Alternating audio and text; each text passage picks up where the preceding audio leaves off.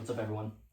I'm going to go over my gear, my budget gear for competing in practical shooting, whether that be USPSA or PCSL. Um, I I really wanted to get into the sport, and I couldn't find a whole lot of information on what guns to buy, what gear to buy, without them being crazy ridiculous. So a lot of the pistols they recommend are $2, $3, $4, $5,000. The rifles they're recommending are $2, $3, $4, $5,000. So I just did a deep dive and figured out what works for me, went from there, and I'm going to share this knowledge with you guys real quick, all right? So for USPSA, we'll start with the pistol. I use the same pistol in USPSA and PCSL. Now, I said this was budget friendly. I started with that M&P, which cost me $400, and then I upgraded to this M&P. It's the Smith & Wesson M&P 9 Competitor. There's a new version of this out, the HD. I'll probably end up getting that too because I really like Smith & Wesson. This is about $1,000 gun, but with this gun you can shoot carry optics, limited, and production with it, okay?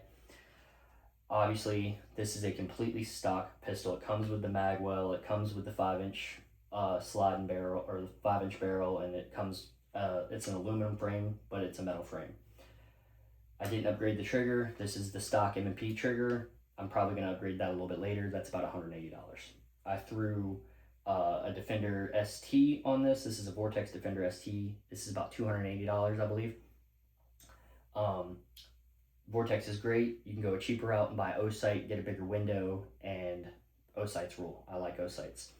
But this is the pistol I use for shooting limited optics within USPSA. Like I said, you can shoot several different divisions with this rifle, or with this pistol, and it's a great pistol, okay?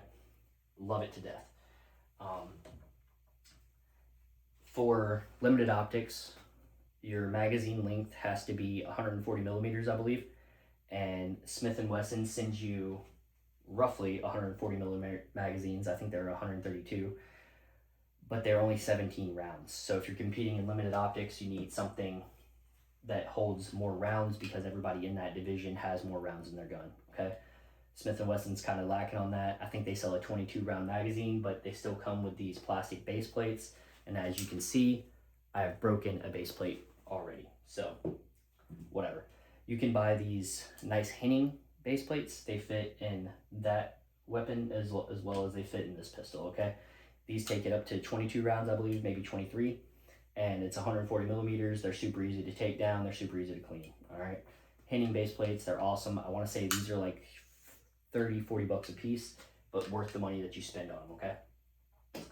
My next division that I shoot in USPSA is going to be the PCC division, all right? So this is a budget rifle. I did not pay for it. I went to Sonoran Desert Institute, and they give you a rifle depending on what elective you choose. And you can choose either AR-9, AR-10, or AR-15. I chose AR-9 so I'd have a PCC to compete with, and it has been really good to me so far. Whenever they send you this rifle, it has a mil-spec pistol grip, mil-spec buttstock, mil-spec charging handle, and you don't get an optic, okay? Me, I don't like mil-spec buttstock and pistol grips, so this is the Jack Carr Bravo Company pistol grip, and then this is the B5 buttstock, all right? This was like $19, $20, and this was like 30, 40, 50 bucks, all right? I can't really remember. Now, I did upgrade my charging handle to an ambi charging handle. It's a Break Arms Warhammer. I'm prior military, so I got it off of Expert Voice for like 35 bucks, okay? It's just a basic A2 flash hider, great rifle. It's a DPMS upper and a Palmetto State lower. Yes, I know Palmetto State, I don't really like them either, but this lower receiver has done me good so far. The only issue I've had was the firing pin in that bolt carrier group flattened out, and I changed it out to a JP firing pin. Other than that, it's a great rifle. Love it to death. I recommend 124, 125 grain rounds to run this with, okay? The magazines for the PCC, it came with a 10-round magazine to be California compliant. Obviously, I can't compete with a 10-round magazine, and I was competing that weekend, so I went out and I bought this from my local gun shop. Shout out Gray Man Armory over here in Milton, Florida. I bought this 33-round Glock mag. I think it was like 40 bucks. And it's only 33 rounds. Every PCC has 40 plus rounds. So I I kind of handicapped myself there a little bit. But what you can do is you can buy these Terran Tactical base plates. They're like 40, 50 bucks that make it 43 rounds, which that would make this an $80 magazine. TPMS sells 40 round magazines stock, and they're only $19. All right, so I can get 4 of these for the price of 1 of these with the base plate. I've ran these. This is a great magazine. It runs fine. I got it off Mag Shack. Again, $18, $19. Totally worth it. It's all personal preference at the end of the day, but this runs fine. Okay.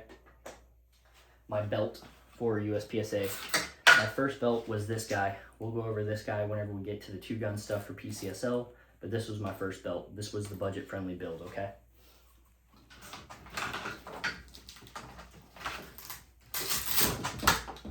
This belt is not as budget-friendly, all right? It is a double alpha Lynx belt. If you don't buy it when it's on sale, then it's gonna cost you about $100-something. I got this thing for $50 on sale during 4th of July weekend or something like that, all right? It's a great belt. I recommend it, but again, I didn't start with this belt. I started with a Wolf Tactical, and whenever I bought the Wolf Tactical belt, it was only 30 bucks. Now I think they're about 60. This is a Black Scorpion, this is a Black Scorpion holster for the M&P 5-inch. This holster is $60, $70. This holster's $70, but it's great. It's got slight retention. It's friction retention, and it's great. I love this holster. The next thing are these mag holders. All right, I know they look like the expensive ones. If you've done any research, you'll know Black Scorpion and Double Alpha have these, and they're really expensive. I think they're like 30 bucks a piece. You can go on Amazon and you can get these exact same ones for $40. Okay, they're the exact same thing as the other guys, and they work just as well. They're super easy to put together, and they run perfectly fine. So that's it for the belt. In total, the belt cost me, what, 50, yeah, 120. So 160 bucks for the belt. I didn't buy everything all at once. You don't have to buy everything all at once. Just buy it slowly, build up, and then go shoot your first match, okay? So that's my USPSA setup. That's the belt. Let's get into PCSL. PCSL, I run the exact same Smith & Wesson for PCSL. The only difference is I shoot in the competition division. If you're doing a budget build, don't shoot in the competition division, shoot in the practical division. Practical division is 30 plus 1 for rifle and 20 plus 1 for pistol. So the magazines I had were great for practical division, but for the competition division, I needed 30 round mags. These are not Smith & Wesson mags. They come from Mag Shack, and they're Stendos. I get it. They look kind of stupid, but I think they're funny, and I like them, and it does what I needed to do. I want to say these are like 30 bucks on Mag Shack, worth the money I spent on them, and they're great. The Smith & Wesson's great. Love it to death. Let's go over the rifle, and then we'll go over the belt.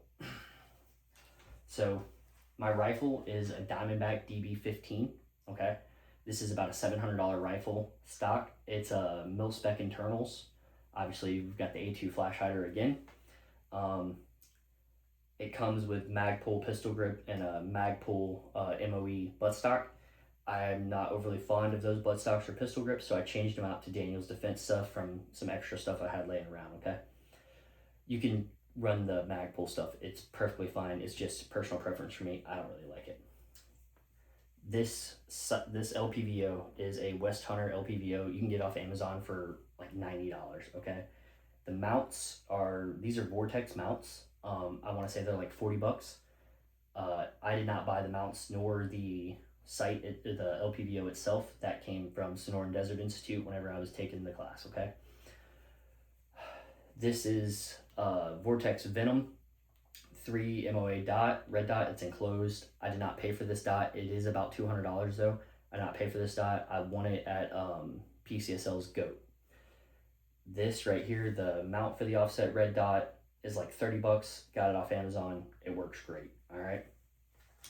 Now, this rifle does have some upgrades that don't come stock on this rifle. The first upgrade that we'll talk about is this trigger. So it comes with a mil-spec trigger. This is a Timney AR Pro. It's about $150 to $200, and it's a drop-in trigger, super easy to replace, and I love it to death. I did not pay for this trigger. My buddy Begler gave it to me. Shout out Begler. It's awesome. I've only ran it for one match so far, and I really like it. The next thing that is upgraded on this rifle is the charging handle. It comes with a mil-spec charging handle. This is a Geisley ambi charging handle that was given to me by one of my buddies that upgraded his charging handle and no longer wanted it. So I did not pay for it. I think they're like $150, maybe $200. They're kind of expensive. You don't have to do all this. It's just things that I like that I ended up doing over time. So altogether, like this rifle build, if I didn't run it, if it wasn't still stock, or the fact that it's not still stock, $700 rifle, $100 for the LPVO, $200 for the red dot, and then that trigger and that. So what we got, $1,400, $1,500 with everything in this rifle. Again, you don't need to do the upgrades. It will run just fine without the upgrades, but the upgrades do make it feel a little smoother and run a little flatter. This rifle still has the mil-spec buffer tube and bolt carrier group. I plan on changing that out pretty soon to either Unrivaled or JP. I have a JP rifle. I really like JP, and I shot my buddy's Unrivaled setup, and it's really good too. So I will be changing that out shortly, but again, it's not budget friendly, so it's something that I just do over time. Okay. Rifle's great. Let's go over the mags. So again, I shoot in the competition division. So I shoot 40 round magazines. These are like $25. The 30 round mags are only like 20. I had a bunch of 30 round mags already until I started shooting competition division. Then I bought some 40 rounders. I bought some of these extended base plates for the 30 round magazines, and it adds 5 rounds. But if you're gonna buy these, just buy the 40 round magazines, okay? It's cheaper in the long run. Let's move on to the belt. So this belt was the first belt that I had that I competed with. This is a Wolf Tactical belt with the quick release. It's really nice. Both this and the double alpha belt come with an inner belt, okay? So you don't need to buy an inner belt, it will come with it.